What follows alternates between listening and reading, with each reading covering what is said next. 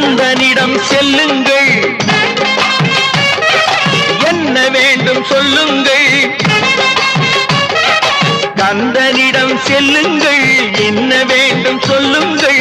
வந்தவினை தீந்துவிடும் மற்றவற்றை தள்ளுங்கள், வந்தவினை தீந்துவிடும் மற்றவற்றை தள்ளுங்கள். கந்தன் காலடியை வணங்கினால் கடவுள்கள் யாவரையும் வணங்குதல் போலே கந்தன் கந்தன் கந்தன் காலடியை வணங்குங்கள்.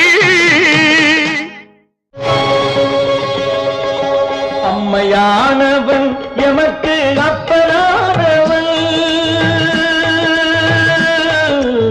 அம்மையானவன் எமக்கு அப்பனானவன்.